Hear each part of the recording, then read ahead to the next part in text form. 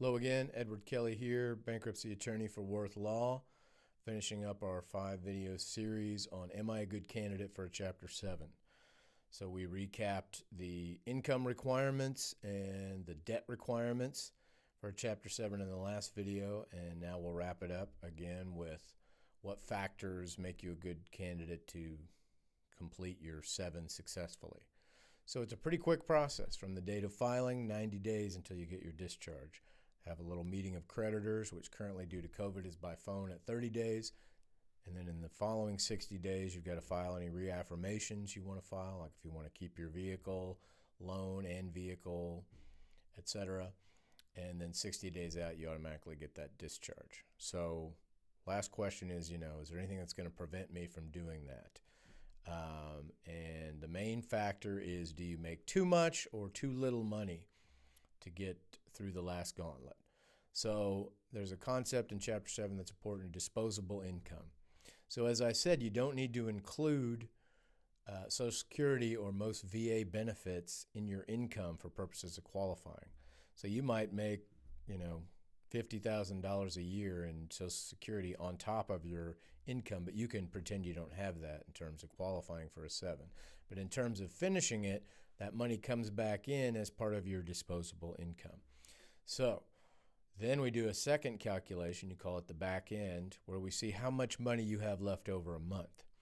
And, the yardstick is you want ideally to come out between $0 and $100 a month.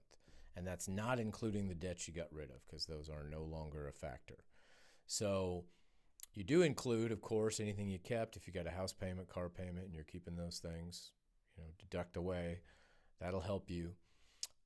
But, if you end up with, let's just say $12,000 in Social Security, so $1,000 a month that we didn't calculate.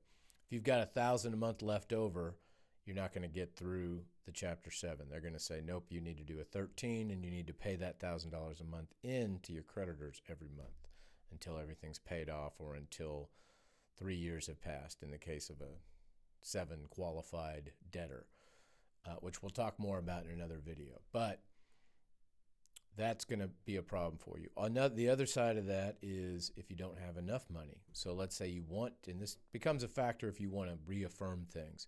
Let's say your car payment is $500 a month, and you want to reaffirm that, but your disposable income is, $5 a month. Therefore, you're at a negative $500.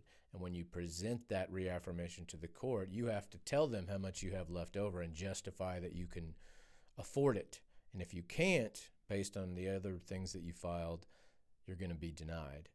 And although you may still get your 7, you can't keep the vehicle, or if you want to keep the vehicle, you may not get through the 7. So again, to summarize, 3 basic factors if you're a good candidate: what's your income, your household income, what kind of debt have you got, and are you going to run into any problems, or are you just fine with the factors that will determine your success? So hopefully this has been educational. As always, you can reach out to me at Edward at Worth Law Office, spelled just like the sign, or call me directly at 580-478-3130. We'll be back with another series next week. Have a wonderful rest of your day, and I'll talk to you soon.